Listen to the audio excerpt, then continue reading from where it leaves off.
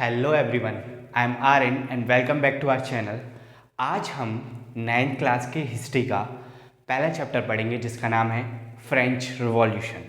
तो हम जानेंगे कि व्हाट इज़ फ्रेंच रिवॉल्यूशन और आखिरकार क्यों फ्रेंच रिवॉल्यूशन हुआ था। तो जैसे कि वर्ड से डिनोट हो रहा है कि फ्रेंच रिवॉल्यूशन, तो ये दो वर्ड से मिलके बना है, एक फ्रेंच और एक रिवॉल्यूशन। तो फ्रेंच का मतलब तो सीधा सीधा है, ये फ्रांस से रिलेटेड है, it is related to France. अब फ्रांस कहाँ है? ये एक यूरोपियन कंट्री है, यूरोप में है ये कंट्री फ्रांस। दूसरा जो वर्ड है वो है रिवॉल्यूशन। तो व्हाट इज रिवॉल्यूशन? तो रिवॉल्यूशन का मतलब होता है any attempt to change the system. कोई भी अटेम्प्ट, कोई भी तरीका या टूल हमने अपनाया ताकि हम चेंज ला सकें, एक पॉजिटिव चेंज ला सकें अपनी सोसाइटी में, तो उसी को हम रिवॉल्यूशन बोलते हैं। तो रिवॉल्यूशन इज द टूल और method by which people are bringing the change in the society. जैसे कि मैं एक एग्जांपल देना चाहता हूँ रिवॉल्यूशन का। हमारे यहाँ अंग्रेजों ने राज किया करीबन 200 साल तक। तो जब हम लोगों ने उस चीज़ की बगावत की, उन्होंने हमारे ऊपर इतने अत्याचार करे, इतनी एट्रोसिटीज़ करी कि जब हमने उस चीज़ के लिए बगावत करी, हमने उस सिस्टम को हटाया, तो हमने जो भी मेथड, जो तरीके लगाए, उसी को हम कह रहे हैं रिवॉल्यूशन, ताकि हमारी सोसाइटी में एक चेंज आ सके। तो उसी तरीके से फ्रांस में ऐसा क्या हुआ था कि वहाँ के लोगों ने बगावत की और वहाँ के लोगों ने रिवॉल्यूशन पर उतर आए। So we are going to talk about the French revolution कि व्हाट इज़ फ्रेंच रिवॉल्यूशन और आखिर में फ्रेंच रिवॉल्यूशन में हुआ क्या था। तो अगर हम इसके कॉजेज़ की बात करें तो इसको कॉजेज़ को हम बांट लेते हैं 4 फेजेस में: political cause, social cause, intellectual cause, economic cause. तो हम जानेंगे कि आखिर में पॉलिटी में ऐसा क्या हुआ था, वहाँ की पॉलिटी में, वहाँ की सोसाइटी में ऐसा क्या हुआ था, वहाँ की जो इंटेलेक्चुअल क्लास थी वहाँ उसमें ऐसा क्या हो रहा था, वहाँ के इकोनॉमिक जो बेसिस थे, इकोनॉमिक जो चीज़ें हो रही थी उसमें ऐसी क्या चीज़ हुई जिसकी वजह से लोगों ने रिवॉल्यूशन करा। तो एक एक करके आइए जानते हैं। पहला, political cause. Political cause is related to the government जो लोगों को चला रही है, तो चाहे वो राजा हो डेमोक्रेसी में, चाहे वो लोग हों जिनको हम चुन के भेजते हैं, तो ये सारे पॉलिटिकल सिस्टम में आते हैं। ठीक है, तो अगर हम पॉलिटिकल कॉज की बात करें तो जिस टाइम पे ये रिवॉल्यूशन हुआ उस टाइम पे जो राजा था उसका नाम था लुइस 16। अब जो लुइस 16 था वो एक बर्बन डायनेस्टी से बिलोंग करता था। वो बहुत मतलब एक लेविश राजा था, लग्जीरियस लाइफ जीता था, मौजदार ज़िंदगी जीता था। उससे जो पहले के राजा था वो भी कुछ हद तक इसी तरीके के थे और वो बहुत ज़्यादा वीक रूलर था। वो अपने डिसीजंस इतने परफेक्टली लोगों के अपने सब्जेक्ट जो लोग होते हैं उनके हित में नहीं ले पाता था। वहीं वो जो क्राइसिस होने लगे वहाँ लोगों ने जब दंगे शुरू कर दिए तो वो उनकी प्रॉब्लम को सॉल्व नहीं कर पाया। तो ये थे सारे पॉलिटिकल कॉज जिसकी वजह से जो पॉलिटिकल सिस्टम में जो चीज़ें हुई जिसकी वजह से लोगों ने रिवॉल्यूशन किया। Second is social cause. तो ऐसा वो सोसाइटी में क्या हो रहा था कि जिसकी वजह से लोग रिवॉल्यूशन की तरफ आए। तो जो वहाँ की सोसाइटी थी वो 3 पार्ट्स में डिवाइडेड थी। एक first estate, second estate and third estate. जैसे ग्रुप होता है उसी तरीके से हम एस्टेट बोल रहे हैं। तो 3 एस्टेट में डिवाइडेड थी। फर्स्ट एस्टेट में आते हैं हमारे क्लर्जी लोग। क्लर्जी कौन होते हैं? जो प्रीस्ट वगैरह होते हैं, उन जो चर्च से जुड़े लोग होते हैं उनको वो क्लर्जी क्लास में आ रहे हैं। और ये क्या करते थे? ये लोग टैक्स नहीं देते थे। जो ये क्लर्जी लोग थे ये टैक्स नहीं देते, बल्कि ये जो थर्ड एस्टेट थी, जो हम अभी बाद में बताएंगे थर्ड एस्टेट कौन थी, उनसे टैक्स लेते थे। तो ये कौन सा टैक्स लेते थे? वो था टेथिस। टेथिस नाम का ये टैक्स लिया करते थे थर्ड एस्टेट से।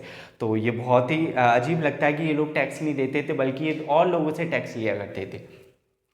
सेकंड जो क्लास है या फिर जो सेकंड एस्टेट है वो है नोबिलिटी।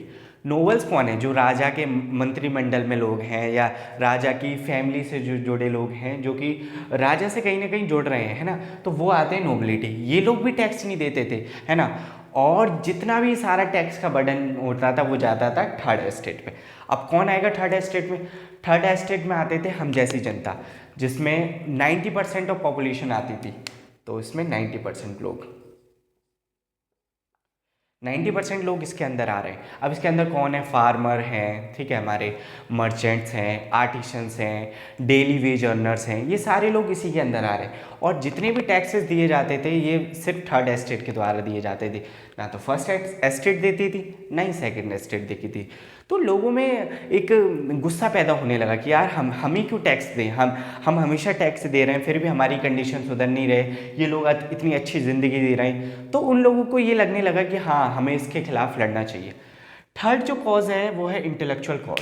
अब क्या हुआ, वहाँ लोगों ने जैसे पढ़ना स्टार्ट किया तो पढ़ना स्टार्ट किया और कुछ लोग ऐसे थे जो बाहर से आए, ठीक है। तो उनमें कुछ फिलोसफर्स आए जैसे कि जॉन लॉक और second Rousseau and third is Montesquieu.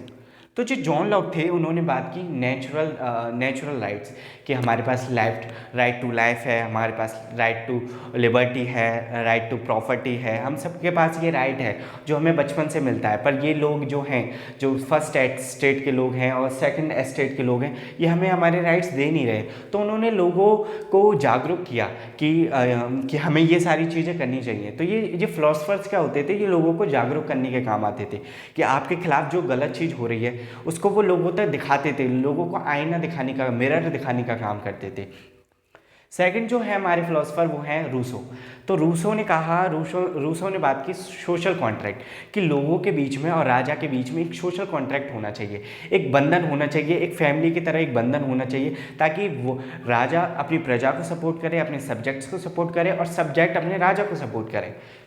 तीसरे जो हमारे हैं वो है मॉन्टेस्क्यू। अब जो मॉन्टेस्क्यू जो फिलोसफर है वो कहते हैं कि पावर को एक हैंड में नहीं रहना चाहिए। इन्होंने कहा कि हमें पावर को डिवाइड करना चाहिए, क्योंकि अगर पावर एक हैंड में होती है तो ज़्यादा चांसेस होते हैं कि उस पावर का मिसयूज़ होगा। तो उन्होंने ये कहा मॉन्टेस्क्यू ने कि पावर को हमें डिफरेंट पार्ट्स में डिवाइड करना चाहिए। तो ये थे हमारे फिलोसफर जो लोगों को जागरूक कर रहे हैं कि जो भी उनके खिलाफ जो चीज़ें गलत हो रही हैं उनके खिलाफ वो वहाँ के जो फ्रांस के लोग हैं वो आवाज़ उठाएं। फोर्थ इज इकोनॉमिक कॉज, कि इकोनॉमी में ऐसा क्या हो रहा था कि देखो, एक तो इनको जो थर्ड एस्टेट थी सारे टैक्सेस इन्हीं को देने पड़ते थे, और ये जो थर्ड एस्टेट थी वो सारे टैक्सेस दे रहे हैं, ये अपनी लग्जीरियस लाइफ जी रहे हैं, क्लर्जी और नोबिलिटी। तो क्या होते थे, ये लग्जीरियस लाइफ जीते थे और सारे टैक्सेस इन्हें देने पड़ते थे, फिर भी इनकी कंडीशन अच्छी नहीं हो रही थी। दूसरी, प्रीवियस रूलर डेब्ट्स। तो जो पुराने राजा थे, जो लुइस 16 से पहले के राजा थे, उनका भी काफ़ी कर्जा था, वो भी बेहतरीन ज़िंदगी जिया करते थे। तो वो सारा बर्डन कहाँ आएगा, लोगों पे आएगा। अब लोगों पे आ रहा है तो जो ट्रेजरी थी वो धीरे धीरे खाली हो रही थी, ठीक है। Third is American Wars.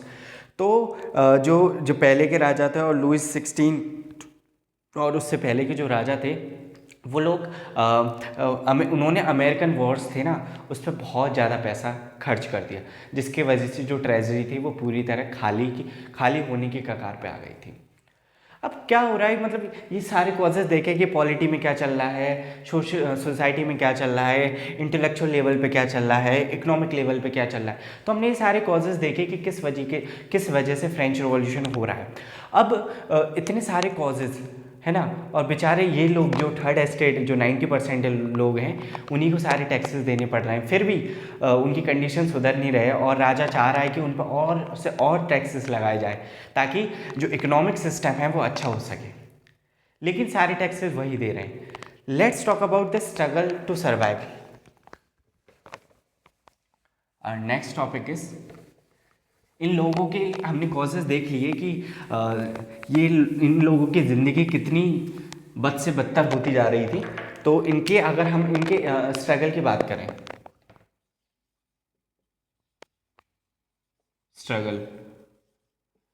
अगर हम थर्ड एस्टेट की स्ट्रगल की बात करें कि थर्ड एस्टेट कैसे स्ट्रगल कर रहा है, तो थर्ड एस्टेट को हमने देखा कि सारे टैक्सेस वो पे कर रहे हैं, और उनको मतलब उनको राइट्स भी नहीं मिल रहे हैं कुछ भी, है ना। उनको जब चाहे कोई भी जो नोबिलिटी है, क्लर्जी, वो उनके आके उनसे काम करवा सकते हैं या फिर कुछ भी ऐसा कर सकते हैं ताकि उनकी डिग्निटी को ठेस पहुँचे, या उनकी कंडीशंस को और दबाया जा रहा था, ठीक है। तो उनका जो स्ट्रगल्स की बात करें तो जैसे कि इकोनॉमी बहुत ज़्यादा लो पे चल रही थी, तो जो बेसिक चीज़ थी इनकी, जो ब्रेड जो खाते थे ये लोग, है ना, उसके भी प्राइसेस दोगुने तिगने होते जा रहे थे।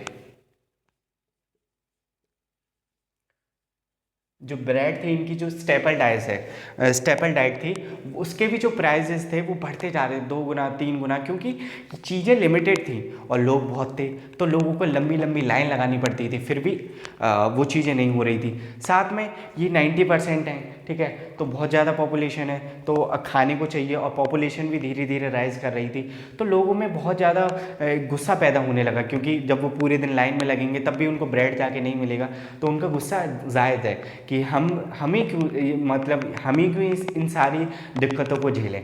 तो उनका जो स्ट्रगल था सर्वाइव करने का, स्ट्रगल टू सर्वाइव, वो बहुत ही ज़्यादा डिफ़िकल्ट होता जा रहा था, इसीलिए उन्होंने बगावत करने का सोचा। इसी में बात करें तो एक क्लास इमर्ज हुई, एक क्लास इमर्ज हुई, इसी में से एक क्लास इमर्ज हुई जिसे हम बोलते हैं मिडिल क्लास। अब ये मिडिल क्लास कौन थी? जो लोअर क्लास में जो लोग थे, जो 90% लोग थे, उनमें से कुछ ऐसे लोग थे जिनको एजुकेशन मिल गई, तो वो अच्छी अपॉर्चुनिटी उन्हें मिलती रही, और अच्छी अपॉर्चुनिटी मिलने के कारण वो अच्छे पैसे कमाने लगे, उनकी जो कंडीशन थी वो सुधरने लगी। अब उनकी कंडीशन सुधरने लगी तो उनको खाने की चिंता तो करने की ज़रूरत नहीं है, उन्हें किस चीज़ की चिंता है? उनको अपने राइट्स की चिंता है, वो अपने राइट्स के लिए लड़ना चाहते हैं, वो दिखाना चाहते हैं लोगों को कि we are also like you. हाँ, वो दिखाना चाहते हैं नोबिलिटी को, दिखाना चाहते हैं क्लर्जी को कि हम आपसे अलग नहीं है और हमें भी राइट्स मिलने चाहिए।